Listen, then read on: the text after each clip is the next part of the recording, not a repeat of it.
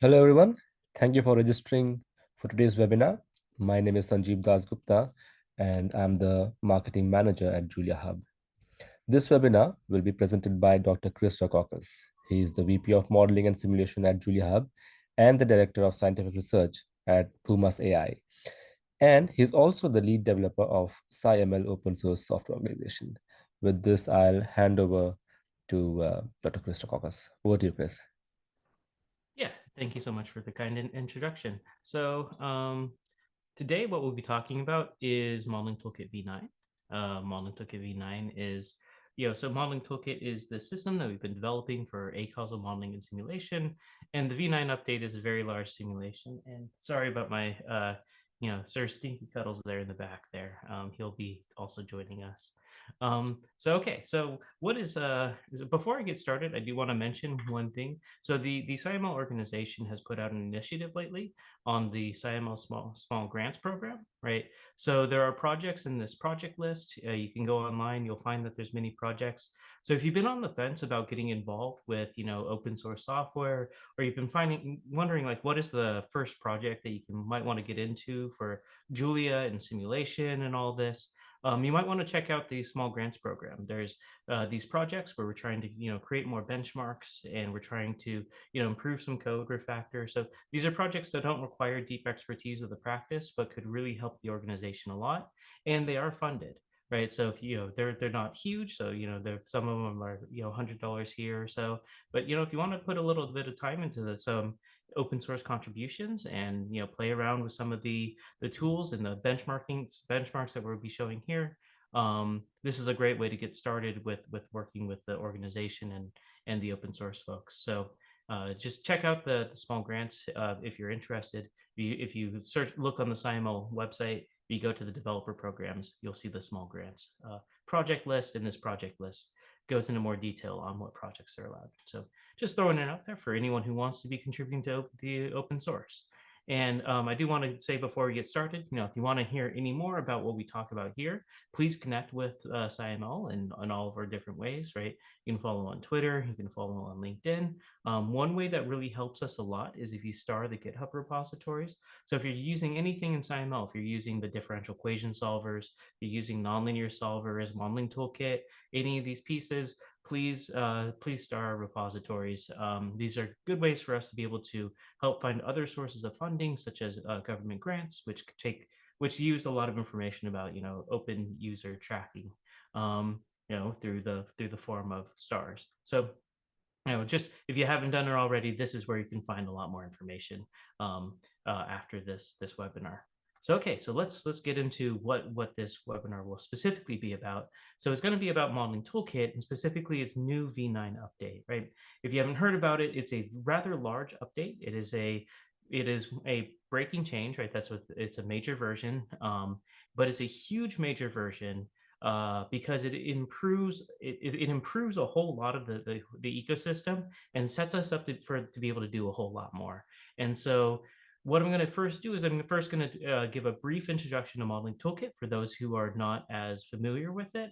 And then I'm going to go deeply into what are some of the changes that were done, and importantly, why these changes were done, right? Because, the change log is out there. You can read the change log. It tells you, what all the changes were. But, I think that's at a deeper level why these changes were made, and what this means for, Modeling Toolkit and SciML next year, 2 years from now, what it means for our development 5 years from now.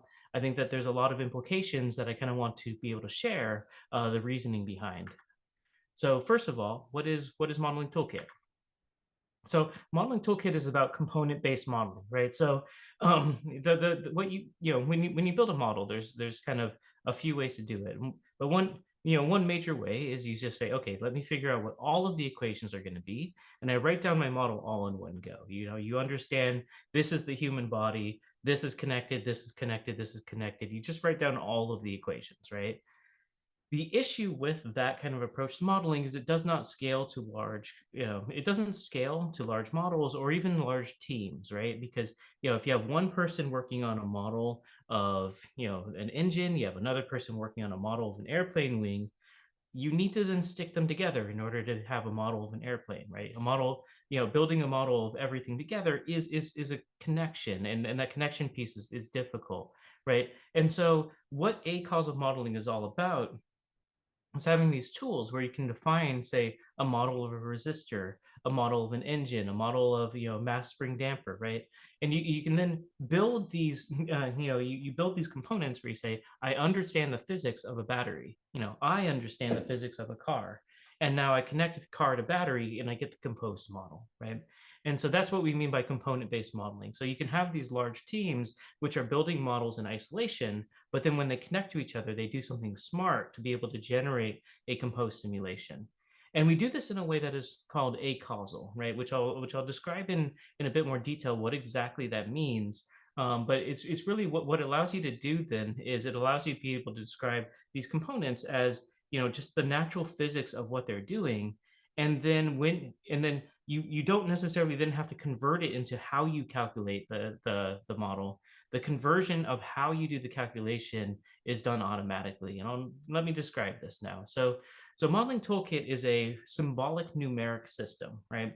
So what I mean by symbolic numeric is that there is a symbolic form of the model that you give it, right? So here on the side, I'm showing that you define your symbolic variables, you build these symbolic equations, and then you have this representation that is purely symbolically. So the system knows all of the math in the system, right?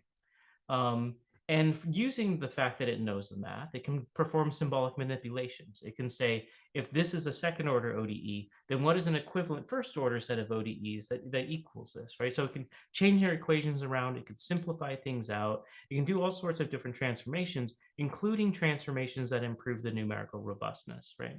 And that's really the key. So a lot of the key modeling toolkit transformations are not just simplifications, but also changes to the model which improve the numerical robustness, right?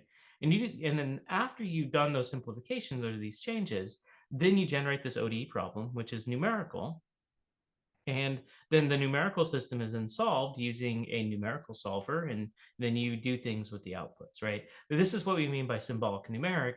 There are symbolic representations of the model before you hit the numerical systems. So that way things like, floating point error contributions and such, those could be handled automatically through symbolic analysis. Now, what we mean by acausal modeling then is that what you do is you build these components. So you say, oh, I have a resistor, I have a capacitor, I have an inductor, and I piece all these together where I just say, take this model and this model and this model, and let's connect them all together, right? And from this composed model, then it's able to generate the simulation, right? And what exactly does that look like? Well, what it's doing is it generates out the whole set of all these equations, right?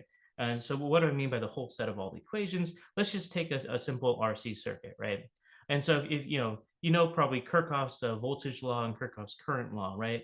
Well, those can be restated in terms of what happens when you connect two components. So, if you have your elementary, circuit physics, if you connect two circuit components at that point where they're connected, they suddenly have to have the same voltage, right? So voltage of the thing on the left has to equal the voltage of the thing on the right. But also what must be true is that any current that leaves in this direction has to be going into this next component, right?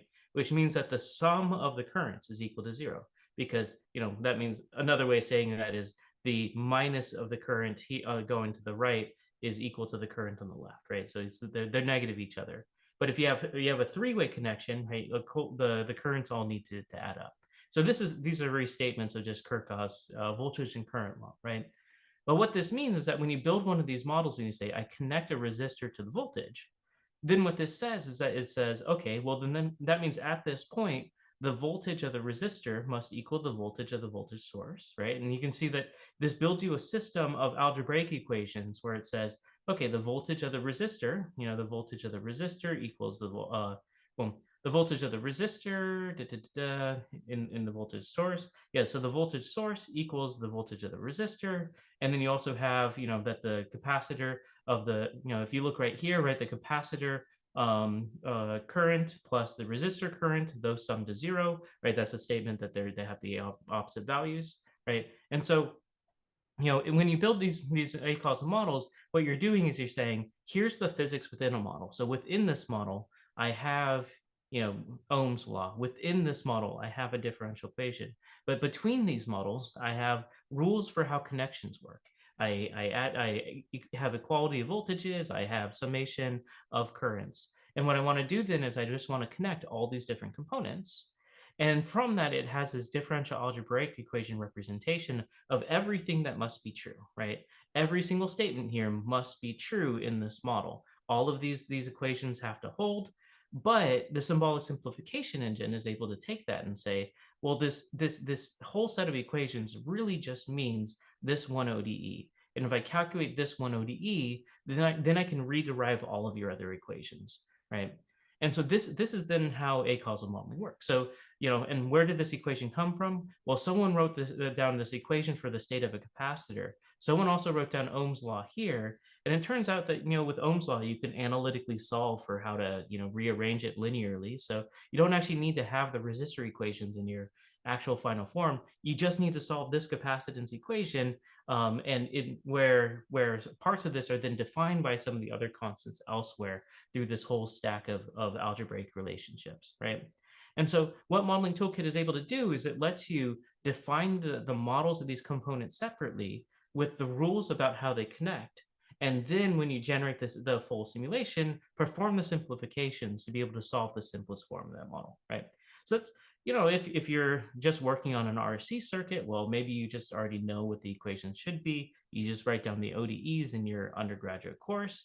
But here, this is the simplest example. Now, when you go, okay, what about an RLC circuit? Now, what about if you have a time varying resistor? And you can just go on and on and on until you have, the 4 nanometer transistors of modern chips, and someone who's an expert builds a component for that model. And now you can just connect all your pieces to that and you have the composed simulation, right?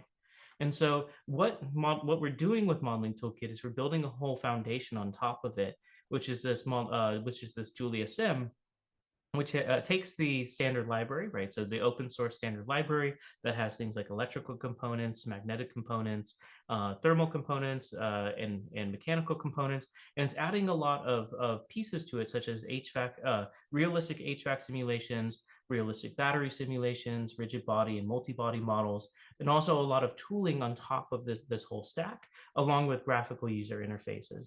So, basically what we have then is that we have this core numerical component for how do you build, reason, and simulate models as open source. And then we're building these graphical interfaces on top of it that make it fairly easy to use, plus a lot of these standard libraries, which are these industrial sized realistic components that no longer assume ideal gas laws, instead take everything into account, including things like two-phase flows, right?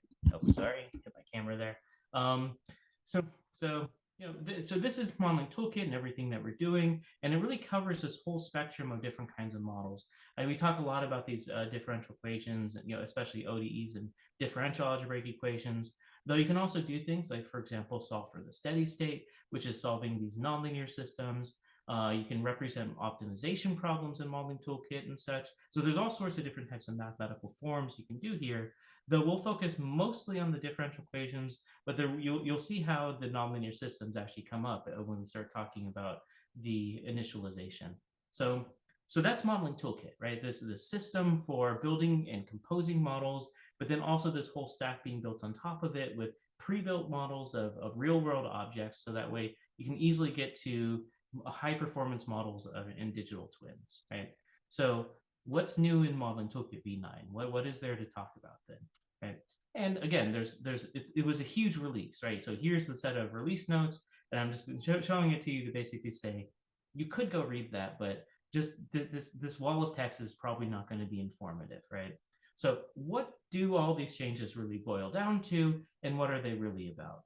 So the first thing that I'm going to talk about on the agenda here is the high-level syntax changes, right?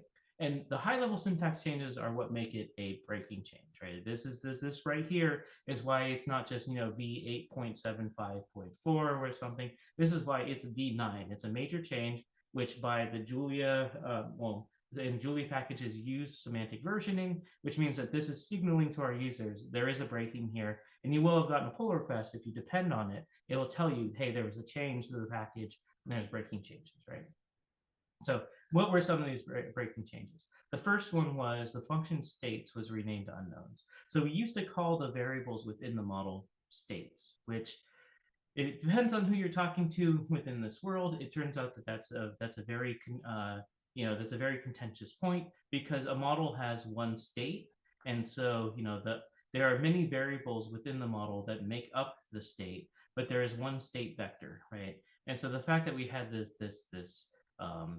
that we were calling it states everywhere, that definitely got on some people's nerves. And so for a few years we were like, okay, we should do this renaming, and we finally did that renaming. So everything wherever is called states is now named to unknowns, right?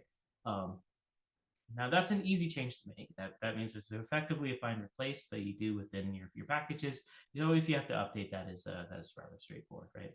One major change to kind of note, though, is that there was a change to the fact that when you now generate ODE systems from models, you also always have to specify the independent variable. And the reason for this is because your independent variable that would be driving the system is not always unique, right? So here's a case that came up in some real usage, right?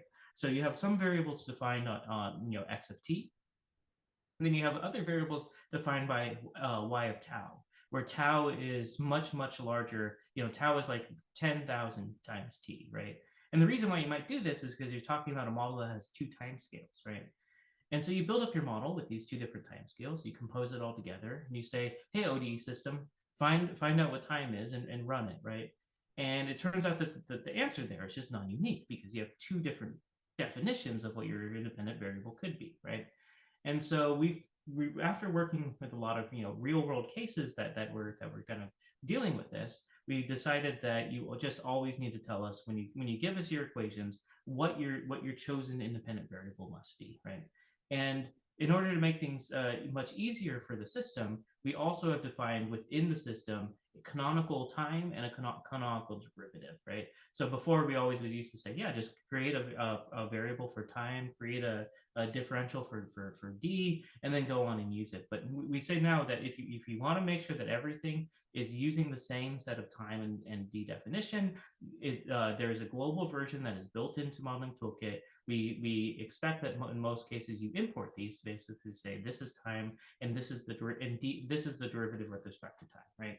Now you can always define that tau is equal to a multiple of time and go use that. And what it will know how to do then is it'll know how to translate that back to the normal variables as possible. And there's versions with units and there's versions without units. Now, one of the next things that was done was that all systems now must be marked as complete. Now, this is a change where when you read it in the change log, you might go, what even is complete? Because we never really had it very much in the documentation. But the key is that the key is it really comes back to when you build composed systems, right? So let me kind of show now where this comes into play. So let's look at this model, right? So we have this, we have this resistor and you have this capacitor. And so what we want to say is, oh, I want to take the positive pin of the resistor and I want to connect it to the positive pin of the the positive pin of the voltage, right? So here it is, connect the source P to the resistor P. Perfect, right? So, when you're building up these models, when you use the dot notation, that dot notation is referring to values that are inside of this model, right? Source resistor.p is referring to this p that is part of the resistor. Source.p is referring to this thing that is a sort of part of the source, right? That is all well and good, but now what happens is, let's say I have Acausal RLC, right? This is my top level model. How do I refer to the values of this model itself, not namespaced within the model? I just want to say, hey, give me this thing right here, source.p, not Acausal RLC dot source.p, but I want source.p, right? It turns out that getting those values ended up being a huge issue, and we saw a lot of folks on Discord and a lot of other cases, asking like, oh, I need to, I need to get X because I want to be able to plot X, but I only know that it's inside of this model, right? We're like, oh, what you do is you use this @ no namespace, and what it'll do is it'll strip off this namespace, and now you get X. And we realized that this was a very kludgy, kind of use case kind of thing. This is probably one of the worst parts of the syntax, right? So what does complete mean? Well, a complete model is a model that is at the highest level that you're going to simulate, right? So so this is not a complete model. Source is not a complete model. Resistor is not a complete model. Inductor is not a complete model. But Acausal RFC, oh, this is one that we're going to want to make complete, right? Because this is going to be the one at the top level. And now what we do is we say you can mark a system as complete. And when you mark a system as complete, doing the dot notation removes that top level namespace by default. And also allows the system to do other things, because it basically knows at that point, hey, you're not going to modify the system anymore. And so it goes, oh, I could do a lot of things knowing that you're not going to modify this anymore. I can build caches so that way some indexing is faster. I could do all sorts of optimizations, right? And so what we want to do then is we want to say, well, give me the information that this model is completed, right? And so there's a function that you can do that is called complete, where you just call complete on the model.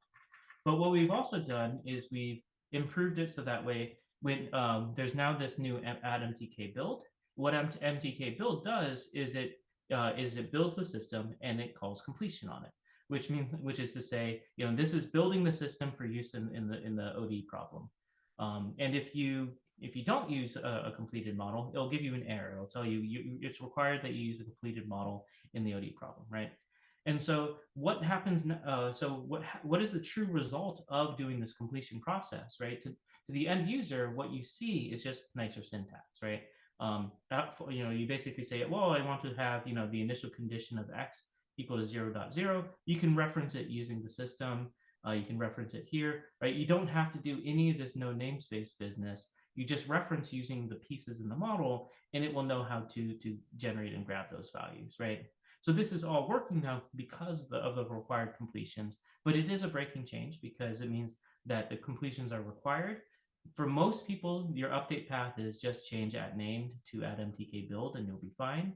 But this is the reason for the completion, right? So that way we can improve the highest level syntax and also allow the system to have this information that you won't be changing this model anymore. So that way you could do some other optimizations.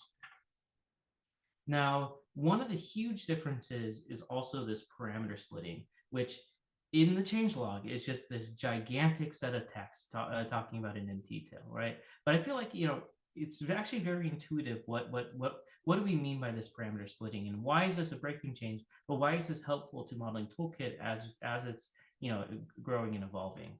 So so here's an example of where parameter splitting is actually very useful, right? And you'll see that this also coincides with new features in Modeling Toolkit.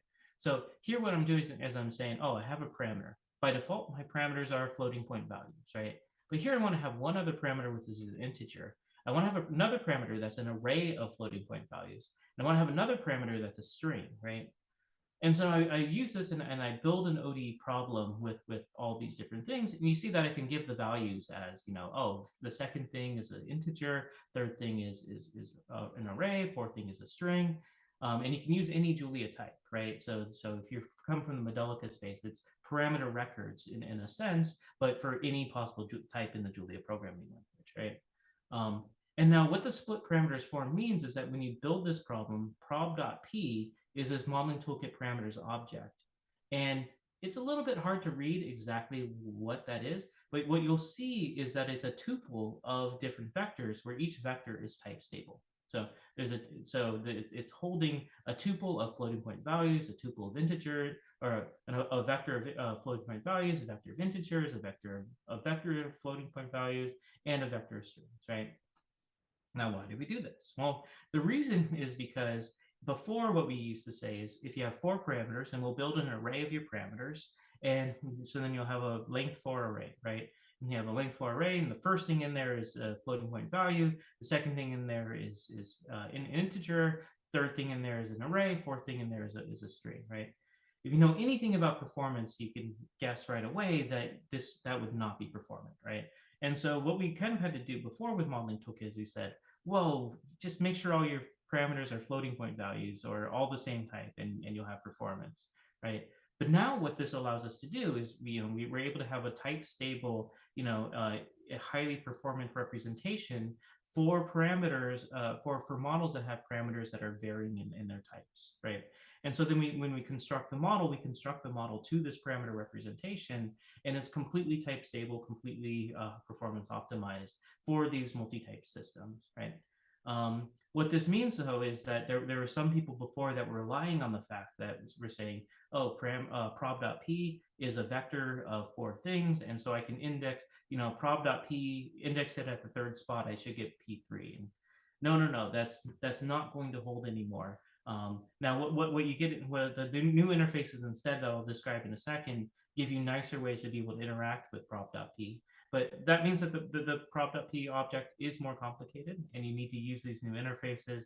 If you were relying on it being a vector of floating point values, it is no longer true, right? And so that is, by definition, breaking. The one of the nice things to notice here is that it respects your type definitions. And so here, I'm saying P2 is equal to 3.3, but I define P2 to be an integer value parameter. And so I'll give you an inexact error saying that you did not give me an integer for the second parameter, right? So it is type stable, and it enforces the types that you've given on a symbolic level. Now, before we get into the symbolic indexing, one other major feature is parameter dependencies. So what parameter dependencies are is you might have a model where P2 is equal to 2 times P1, right? Effectively, that means P2 is not really a parameter, right? If you're to do optimization, you don't optimize both P1 and P2, right? Because P1 is equal to 2 times P2. So if you know that this relationship holds, you should get rid of that when you do the optimization, right? But you might still want to write your model using P2. It's fairly common to have these kind of relationships. And so you can now express these relationships. And if you use, now here, this new symbolic indexing, right? So if you say, parameter.p is of P2, this gives you out what P2 is in P, right? So it knows how to take this symbolic value and understand what's inside of the moment and the MTK parameters and give you that, oh, it's 2.0, right? P1 was equal to 1, and P2 is equal to 2 times P1. So therefore, the P2 is equal to 2.0, right? And if you change P1, so I change P1 to 3.5, it knows that P2 has changed to 7.0. So you can define these kind of parameter relationships for parameters that are defined just as functions of other parameters. Now, one of the other main changes within Modeling Toolkit is that we now really respect when you give us an array, right? So in the previous versions of Modeling Toolkit, there was this kind of automatic scalarization process, right? And what do I mean by that? Well, if you gave me an array that was, x is an array of 3 values, right? We would allow you to be able to say, oh, my initial condition is x of 1 equals 1.0, x of 2 is equal to 2.0, x of 3 is equal to 3.0, right? We would allow you to be able to talk about it in this way where you're talking about every scalar version, right? But it turns out that there are a lot of optimizations that require that that something is an array, right? If you know that something is an array, you can represent, matrix multiplication just as A times B, whereas matrix multiplication of scalar values is a huge, formula when you write out all the symbolics, right? And so it turns out that there's a lot of scalability issues that happen if you allow for this form of scalarization. So Modeling Toolkit now no longer does any automatic scalarization. What it does is it respects your array values, which means that if you give it an array value, it expects that you will give it an initial condition that is also an array. You can give it an array parameter, it expects that you give it an array for that parameter value, right? So it expects that and this kind of goes hand in hand with this other change back here with the parameter splitting. Modeling Toolkit now has a complete type system, and it respects the types that you define. If you say that something's an array, it better be an array. If you say something's an integer, it better be an integer. And so these changes are all kind of, you can see how they're kind of all coupled together. It allows us to be able to support many new operations. So one of the things that we do have, which won't be a part of this talk, is that we now support things like state machines within Modeling Toolkit. If you're familiar with state machines and other modeling contexts, we allow for state machines, which is why Booleans and integers are so important. And so, Booleans, integers, arrays, all of these are all handled in a way where we don't change, we respect all the types that you tell us, just so that way, if you want to be, say, generating code for embedded devices, this is something that is completely respected, right? So those are the high-level syntax changes. Again, there's not so many high-level syntax changes, but those are quite breaking. And that means that a lot of codes that are updating from Modeling Toolkit v8 to v9 will have to do some changes. None of those changes are particularly difficult, but they are breaking changes to be aware of, right?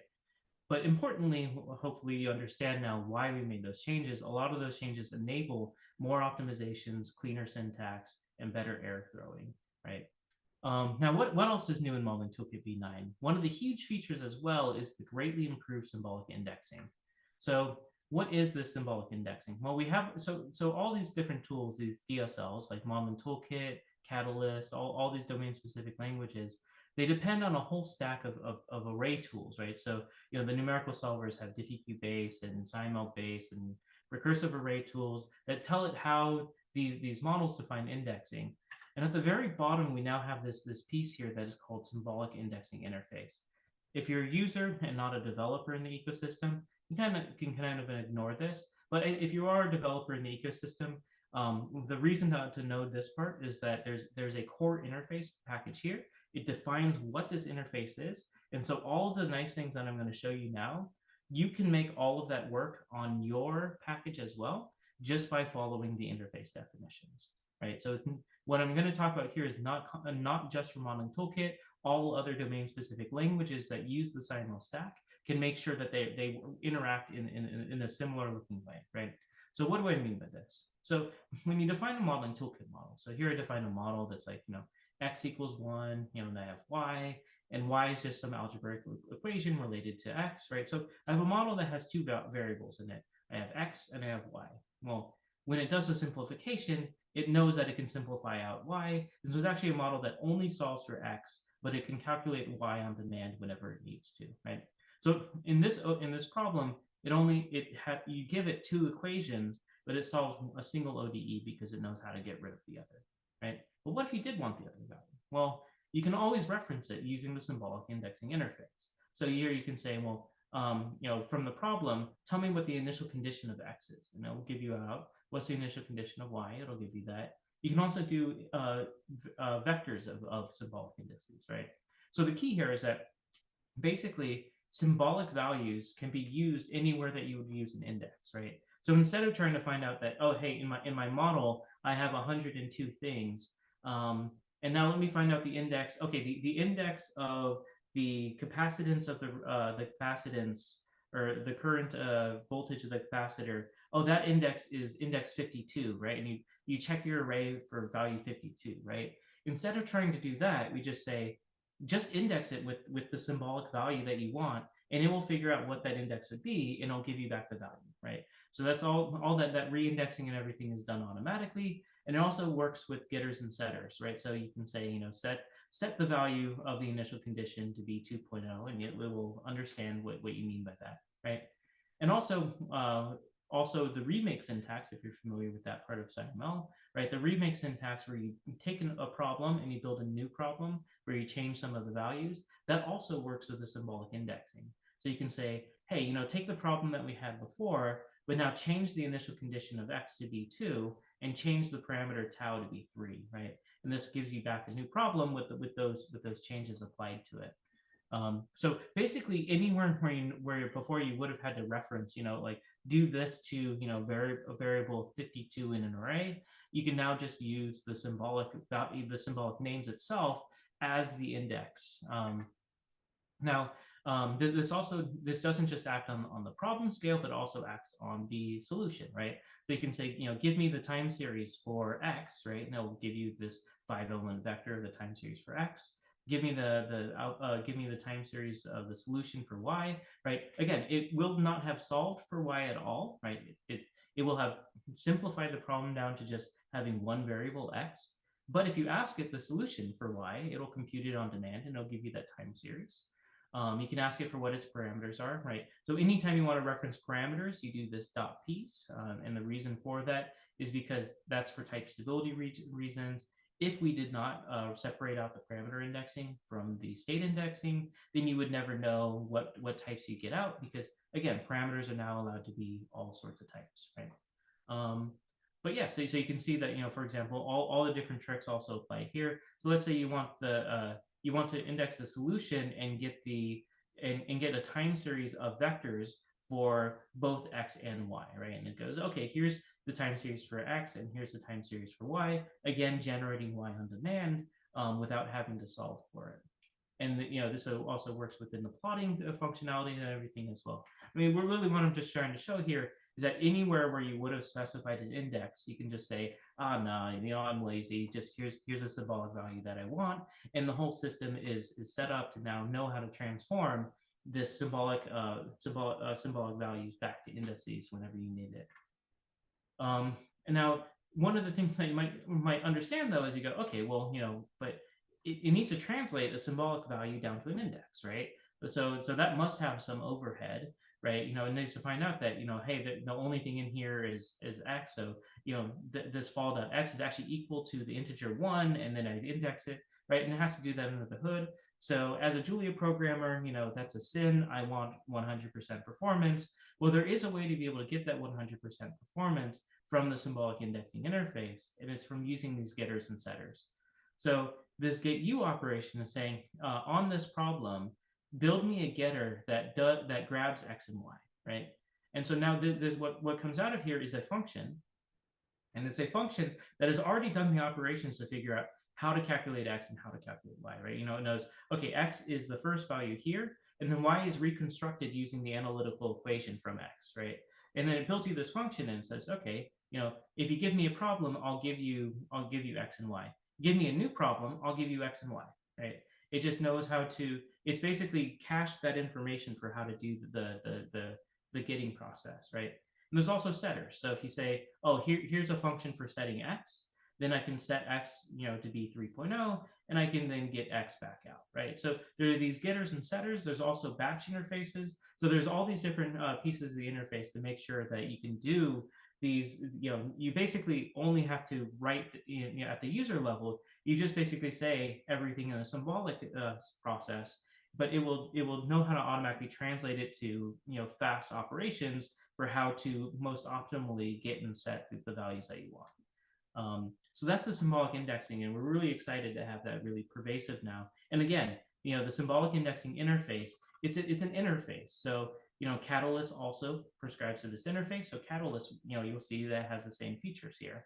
But also any domain-specific language that people are developing in the Julia programming language, if you want to be able to interact with the ODE solver as well, so that way it also acts nicely through the symbolic way, you now have an interface where if you just define the right functions, all of these features will exist for your package as well. So everyone developing these kind of domain-specific languages, you have access to doing this, and I think that's one of the key improvements that we've been able to do. The next thing is the clocking system, and the real thing with the clocking system is making hybrid systems with multiple independent clocks possible, right? So this did actually lead to a breaking change, right? And the breaking change is that the old way of doing discrete time systems with difference is no longer supported, right? You now have to use this clock-based syntax, and in the tutorials, there's a documentation that shows how to do this clocking syntax for how to define a discrete system, right? What is a discrete system? It's just x of k equals a function of x of k minus 1, right? And what you do is you just use the shift index operator, and you index your values via the shift index operator by how much you're shifting. And now if you say shift it by 2, it has a process in structural simplification that knows how to turn it into a one shift problem and then be able to solve that system, right? So why did we do this breaking change, right? Why did we get rid of the old different syntax and move it all to this clocking syntax? Well, the reason is because this clocking syntax actually matches a really well done clocking syntax from the Acausal specification. And because of that, that means that these discrete time systems have the same exact syntax of adding a discrete time system to a continuous system, right? So these hybrid differential equations. So here, for example, is a system that, again, it's using the same operators, the same shift index, but it's defining a discrete time controller. Well, two different discrete time controllers that are acting on two independent clocks. So there's two discrete time systems which are then interacting with this continuous system, and it all just, you piece it all together and you solve, right? I'm saying that this is experimental because there are still some pieces on the edges here, so we don't have this completely complete. But the reason for doing that deprecation and the breaking change is because now the syntax for doing a discrete system is exactly the same syntax that you'd have for a discrete part of a continuous system, right? And so that makes it so that way there's no bespoke different thing. Discreteness is always handled in the same way. And so we still have a few things that we're going to be working out for these hybrid continuous discrete systems. There's still a few edge cases to work through, but we made sure that in the V9 syntax, when we're doing that breaking update, we also made sure to include that the removal of the previous discrete system, so that way we can do this unification of the syntax. So another huge thing that we have is this toggleable dummy derivative mode. Now, a lot of people, this is something that, it's kind of deep in the weeds, but I think it's fun to kind of share, right?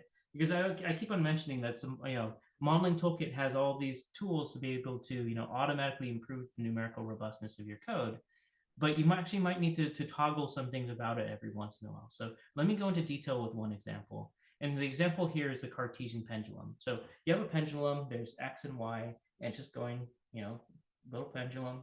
And so X is the position in X, right? And then Vx is the velocity in X, Y is the position in Y, velocity in Y.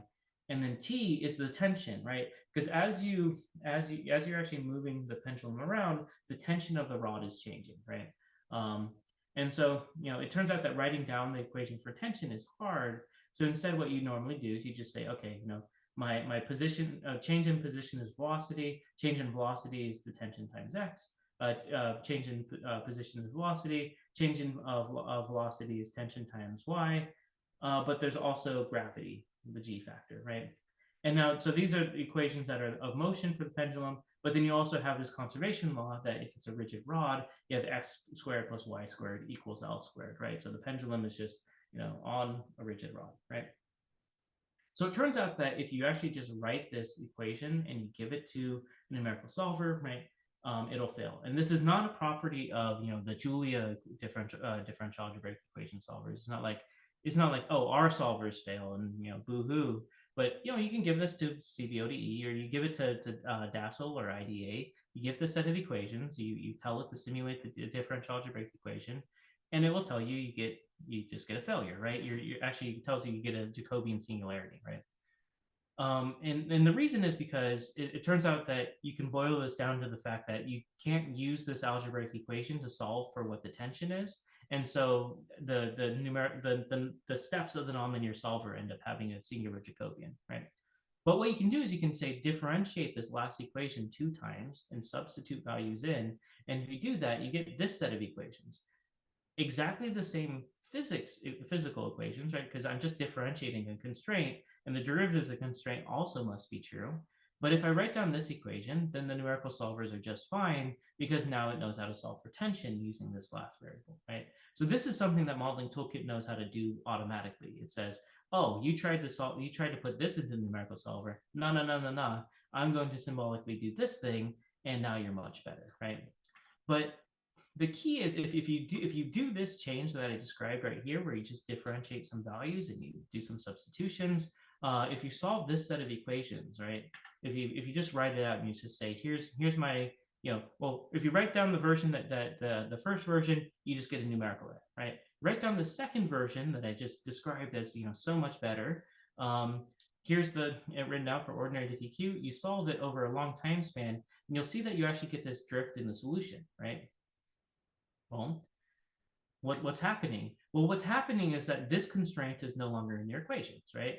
The second derivative of this constraint is now in your equations, which means that the acceleration of the constraint violation is equal to 0, but you still might have that the constraint violation's derivative is non-zero. And so you have a constant drift that is occurring, and you actually have this pendulum growing accidentally due to numerical errors, right? So what can you do about that? Well, Modeling Toolkit has other ways of being able to handle these changes to account for this. In particular, if you differentiate this equation twice, well, this is a constraint that has to be true because the acceleration of the constraint must be equal to 0, but the derivative of the constraint must also be equal to 0, and the constraint must also be true itself, right? And so what you can do instead is you can write down a different set of equations, which is using the constraint itself, the derivative of the constraint, and the second derivative of the constraint. And what you must do then is you say, well, if I have 3 constraints, then I can no longer have 4 equations. I need to delete 2 equations, right? So Modeling Toolkit can kind of look at this and say, this actually has 2 implicit constraints in here. So add 2 constraint equations here and delete 2 equations, right?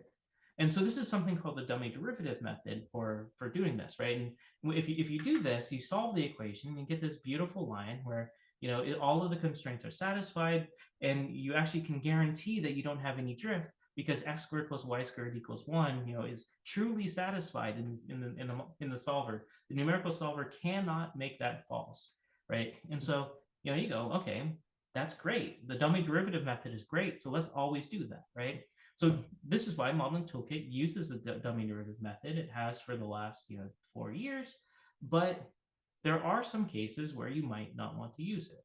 Now, why might you not want to use it? Well, let me tell you that this simulation was supposed to solve longer, but it stopped right here.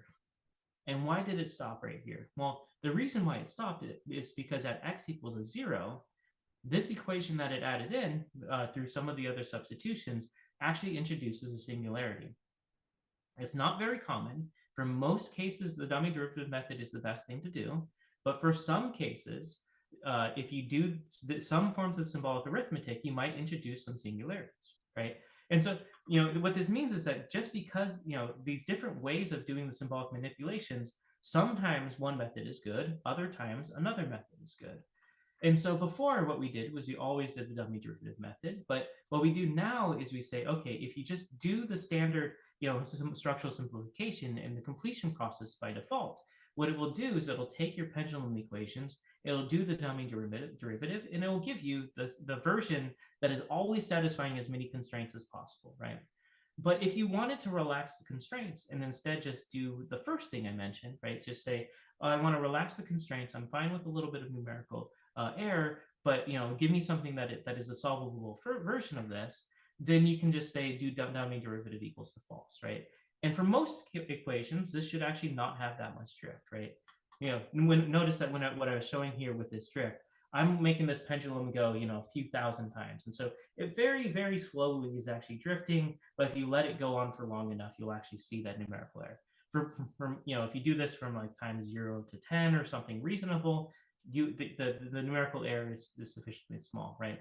But so maybe you want to have that version that is introducing some numerical error, or if you do introduce this numerical error, you just decrease the tolerance of your solver a little bit, and you're willing to take that trade-off, right? And that trade-off then again removes that singularity, which in some cases is the better thing to do. And that's why this new keyword argument for dummy derivative equals false exists within the structural simplification. So that way you can kind of turn on and off different knobs for how the simplification is occurring. So that way for some of the tougher cases, you can customize the symbolic information in the background, right? So now the last thing that I want to talk about here is the customized DAE initializer. This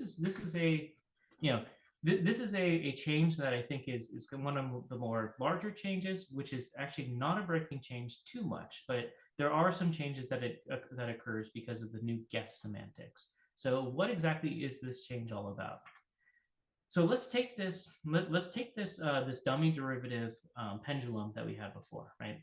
Now you'll notice here's the thing, right? When I talked about what happened here, when I talked about it, I said, well, this equation has 2 implicit constraints. And so there's 3 equations that you get here. You need to delete 2 equations. So what happens if you actually look closely at these equations, the equations it chose to delete are the equations for x. And why is it able to do that? Well, because if you solve for y and these three constraints, then these constraints tell you what x is, right? If you know what y is, then you can calculate x from here. If you know what y and y the derivative of y is, then you can calculate the derivative of x using that you already knew x here. And then this gives you the tension value where now I changed tension to lambda, but don't fight me, right? So lambda is what t was in the other slide. Okay, that's fine, right? Again, in order to be able to do the version that is going to be making sure all constraints are satisfied, even the implicit constraints from your previous model, it has to be able to know delete some of these differential equations. But it turns out that ends up being a usability problem, right? Because if you're talking about a pendulum, you might want to just say, oh, start the pendulum at x equals to 0 and y equals to 1, right? Or start the pendulum at y equals 0 and x equals 1, right? But suddenly, if I've changed what variables actually define the state of your system, if x is no longer actually in the state of your system, only y and the derivative y, and again, this only has three, this only has like three actual of these states, right? And so if you do this in such a way where you said, I defined everything in terms of x and it chose to put everything in terms of y, then you might have an issue, right? Now, there's one way that you can solve it, which existed before, and it still exists right now, and that's through state priority, right? So here I'm showing, I'm giving a state priority to y, which says, please select y over other variables, which is why it ends up selecting y, right? If you move the state priority over to x, you can force it to choose x. So again, you can interact with the symbolic simplifier and you can tell it to do one thing. But wouldn't it be nice if you don't need to really care about that? And so what the consistent DA initialization does is effectively says, well, if you say that x equals to 1 and y equals to 0 as your initial condition, then in the background you get a set you in the background you get a new set of constraints, which is, hey, this is the initial conditions that you've placed. Find out what lambda is given this set of initial conditions, right?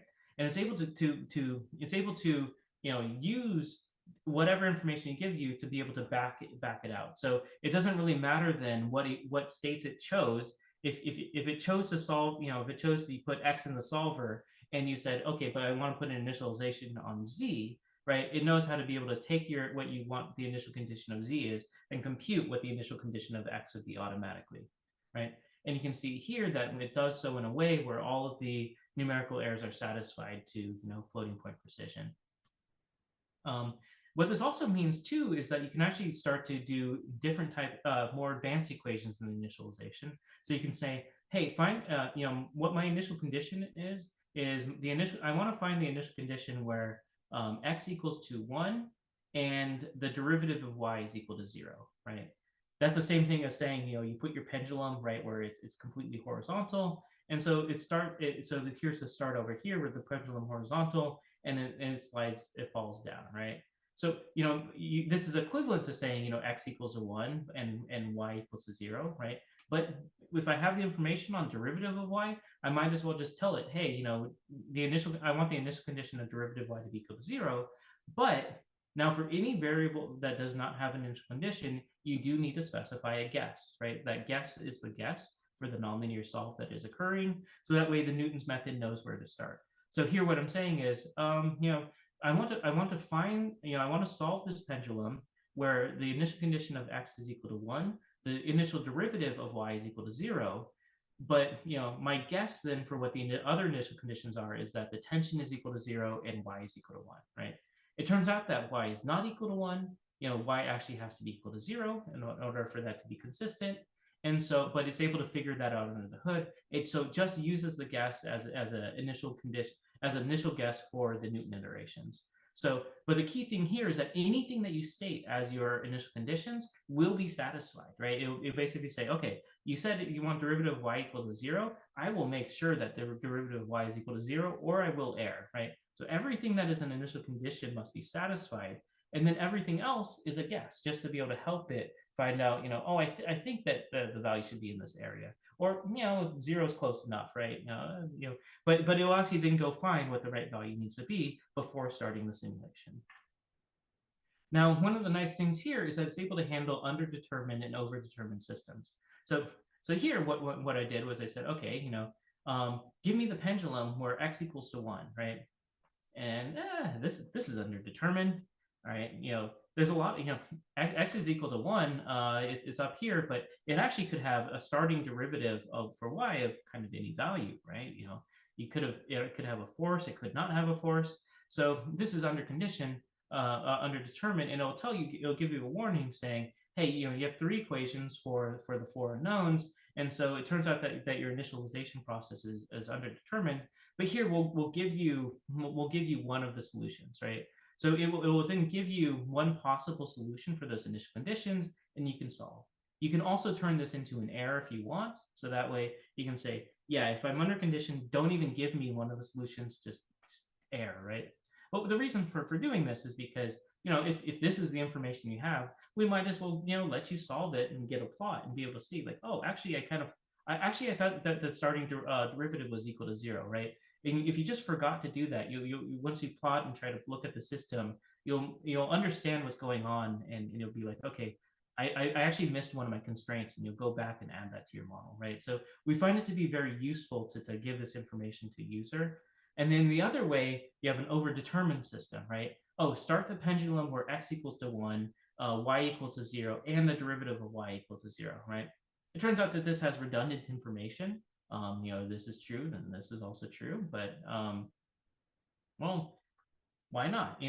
So basically what it does is it says, okay, you gave me more conditions for the initialization than there are knowns after simplification, but I'm going to run with it anyways, right? And so it runs with this, and it says, okay, you get a consistent, it's able to find a consistent state, it solves for it, and so you know what, we're okay. You gave me too many initial conditions. X equals to y. You gave me the initial condition for x, and you gave me the initial condition for y. I only needed to know one of those initial conditions, but you just happen to put those 2 values as the same, so I'll accept it, right? That's effectively what's going on here, right?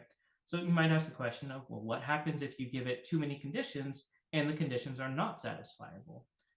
Well, then what it'll do is it'll give you an initialization failure, right? It'll tell you, hey, your system's overdetermined. You told me way too many things, but it actually can't be true that the tension is equal to 1 at this state. These are actually impossible. So when you try to solve it, it'll tell you like, okay, initialization failure, I could not find an initial state that satisfied all of your constraints, both the differential algebraic constraints of the model, right? The algebraic constraints in the model, and the initialization constraints. It has this whole system of them, and it says this complete system is unsatisfiable.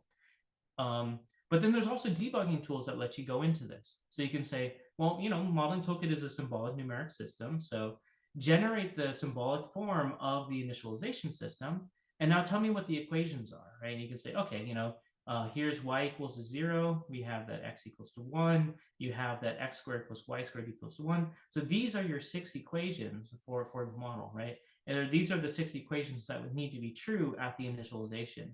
And so you can then use the full symbolic numeric tooling, except on just nonlinear systems. Then we will investigate what's going on with your system, what's going on with this initialization. Do all your symbolic tricks, look into the system, look into the equations, and understand what your model's doing.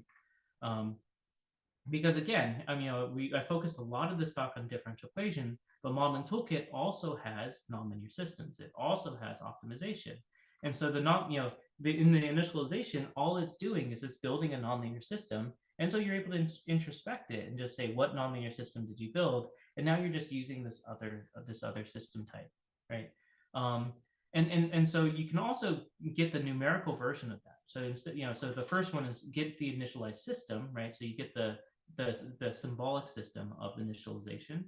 You can also ask it for the problem, right? Give me the numerical problem that you're trying to solve during the initialization, and it'll say, okay, here's the nonlinear least squares problem that it's trying to solve for the satisfaction of everything at time equal to 0, right? You can take that and you can stick it into, say, nonlinear solve.jl, it'll tell you, I can't solve this system of equations. And you can, if you know nonlinear solve.jl and how the solvers for nonlinear systems work, you can then say, oh, so let's check the residual, right? You can see, it can tell you, here's the residual given this value. And you can use this to start to debug, which of the conditions are not right, which of the conditions are not correct, right? There's a lot more debugging tools that we're actually building. For example, symbolically, we could know that if you say x equals to y and y equals to z and z is not equal to x, right? Then we can basically say, aha, like here's this three set of equations are a chain. And so there is a debugging mode that we plan to be putting out in the near future that will be able to better assess what's going on in the initializations. But for now, we give you a lot of this tooling to be able to, get that nonlinear system, play with that nonlinear system, and understand what your initialization is doing. Yeah. So those are all the big core new features of Modeling Toolkit. I mean, when I say all, I did leave off a lot of core pieces, like the new unit handling system and things like that. But this is really trying to boil it down to what are the biggest breaking changes and why did they occur? And hopefully this is exciting because it shows you that there's a lot more that we're doing in terms of better initializations, a lot that's going on in terms of improved methods for the structural simplification, and then a lot of changes to the syntax that allow us to do hybrid systems, that allow us to improve performance, make the high level syntax better, and all sorts of different things come from these changes. So when you just look at the change log, that deeper information doesn't really kind of show itself, but hopefully this talk helps you understand the reason behind all these changes and what it means for Modeling Toolkit in the near future. So thank you. Thank you, Chris. In case any of you have questions, please do type it in, and we'll pick it up and answer as it comes in. We have some questions coming in, Chris. Yeah. Yeah. So is there a way / what's the best way to modify connections within a model between subcomponents based on continuous events or if else statements? Is there a way to replace an equation? Yeah. So what you can do, one of the things you can do is you can have, for example, you can have a Boolean parameter, right? So you can have a Boolean parameter now. And then you define a continuous callback. So I didn't mention events at all in this, right? But you can have a continuous callback or other discrete behavior, right? Other discrete behavior like a clock discrete behavior. Or in that, you just compute, you just change the Boolean value from true to false, right? So you have this time-dependent parameter that is changing through the system. What it'll then be able to do then is you can then use that parameter inside of your model, and you can say, if this parameter is true, then do equation 1, otherwise do equation 2, and it will know then how to flip between those based on the hybrid behavior. So yeah, so you could do this before by making use of floating point values, but now that we actually have true integers, describing this, these kind of discrete states is now much better. In fact, what we'll be showcasing soon, we're not showcasing it right now, but I'll kind of give you a teaser. We actually have a whole complete state machine syntax that goes along with Modeling Toolkit as part of Julia Sim. And you can define a state machine that is then controlling different behaviors of the dynamical system and working in tandem with it. And so these kind of more complex versions of this behavior has a higher level syntax, which we'll be showcasing probably in a few months. Yeah, is it planned to allow composition of problems? So like x prime equals to f of x and f of x equals to, yeah, so okay, so if you have an optimization, so let's say you have an optimization and a ODE system, right? What about the composition between them? Yeah, there are some discussions about what to do there. I mean, of course, the trivial one is that putting a nonlinear system and composing that with the ODE system should upconvert it to be the differential algebraic equation. So there are some connections of that form. There's also things I haven't discussed here along the lines of stochastic differential equations and how you can connect in stochastic terms into a model and generate SDEs instead of deterministic models. Now, I'm not entirely sure how you would interpret a optimization system. Well, okay, I mean, there is one thing that you might want to do, which is embed an optimization problem into an ODE system for things like model predictive control. And there are ways to be able to do that. And the reason is because everything supports array equations now, you can actually define your optimization problem as a thing to do inside of the model. So you can represent model predictive control within these modeling toolkit models. I'll probably have a further webinar that's going into detail on array function registration. But one of the things to note here is that, yeah, with the support for array equations, there's now, for example, modeling toolkit neural networks.jl. So you can use neural networks inside your model. You can, put in interpolation neural functions. You could put, FMUs and all sorts of other array-based equations using that. And so embedding an optimization into an ODE is just using that functionality of representing its array functions.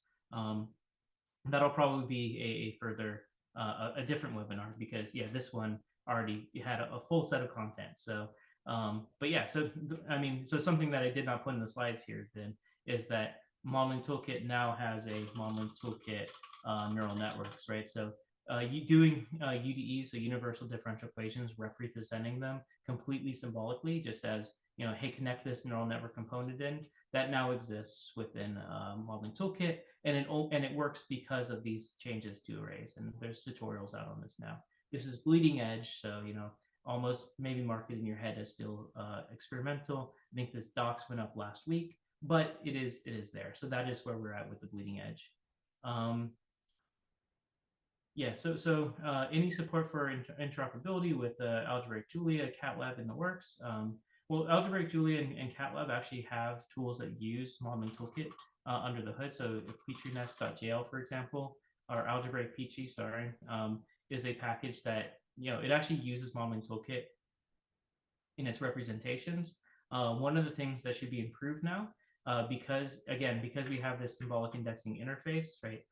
With the way that they interface with the solver, can actually make use of the symbolic interface now, and you can actually see it. They must have actually already updated that to make use of it. So all of the symbolic indexing just holds. So so the category theory based modeling tools, they already use Modeling Toolkit under the hood, and they're already benefiting from these kind of advantages. And we actually work with them quite often. So glad to see that someone's making use of those connections. Okay, well, next question here: is it possible to define an ODE system in Modeling Toolkit with an overdetermined linear system as a constraint? Can Modeling Toolkit solve for the least square solution? Yeah, okay, so that's a good question. So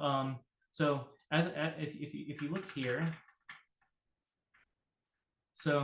here, right, when you get an overdetermined system, it builds a nonlinear least squares problem, right? Because remember, this package that we've been working on a lot lately, this nonlinear solve.jl, it solves linear systems, and overdetermined linear systems are a nonlinear least squares problem that it's been able to handle nicely, and it has all sorts of specialized methods, and you can see the paper about how it has this extra robustness and all sorts, right? So there's a lot of good stuff there. And so Modeling Toolkit now with V9 is able to use that full nonlinear least squares functionality. So that way the initializer says, you gave me too many equations, let me solve this least squares problem. And if it's unsolvable, if it's not numerically solvable, then we'll tell you that you have a system that can't be solved, right? Now it seems like your next question here is that well, okay, you make use of the nonlinear least squares problem tools, but can I then define an ODE? Well, so I told you that, oh, hey, in order to get this dummy derivative thing, you had to delete 2 equations, right? But could you have 4 differential equations and 3 algebraic conditions, and then solve it for 5 variables in a system? Like, could you just have those? It turns out that is kind of possible. I'm talking here from the JuliaHub side, but actually on the MIT, the SciML open source research side and solvers, we're actually working on a lot of solvers that allow for these overconstrained problems and also allowing for inequality constraints. So basically specialized differential equation solvers that would allow you to have that other form, right? Which is, again, one of these other reasons why we're opening up structural simplification to allow it to simplify for different forms, because now we want to be able to develop solvers that work for these different forms. And of course, you get a trade-off in the different behaviors. the version that's using the overconstrained system is probably going to be the most numerically costly version of it, but it'll have different robustness properties for different systems. So this is something that we're excited, and there's a lot of research going on in these overconstrained systems, and I won't say expect to see solvers coming out in a few years, but there's people working on it. So there's hopefully those will be continuing, and we'll be able to get some usable versions out there in the near future. Yeah, are there specialized DPQ solvers, e.g. for power systems? Yeah, I mean, there's all sorts of specialized solvers. So if you go to DiffEq, the differential equation solver documentation, you go to well, first of all, just within the ODE solvers portion, you'll find that there's a few hundred solvers. There's a recommendations for many different versions. You see that there's some that are for non-stiff equations, but here, for example, are some solvers that are specifically for hyperbolic conservation laws. What these ones are for example, is if you write down these kinds of equations that have a very low CFL coefficient, they're able to do time stepping that is a multiple of the CFL coefficient. It's not the highest multiple, but for things like Berger's equations or advection-dominated PDEs, discretizations, these are specialized solvers for those types of systems, right? For other types of PDE systems, you might want a low storage method. For other types of PDEs, or for other types of systems, you might want extrapolation methods. So these are methods that have infinite order, so they can work for for these systems that have more than 64-bit floating points. That is what they're specialized for. So there's all sorts of types of different methods, right? And all of these methods are just methods that work on the simplest of ODE. You can also retarget to different types of ODEs, right? So these are all for there's a whole bunch of methods that are just for this U prime equals F kind of problem. But you can also have problems where you say, well, what if I know that I have a dominant linear behavior, like a dominant linear operator? Then you can have specialized methods which are only for the case where U prime equals A of T times U. There's specialized integrators for that. There's specialized integrators for when it's only state dependent and there is no time dependency. So there's specialized integrators for a bunch of these different cases.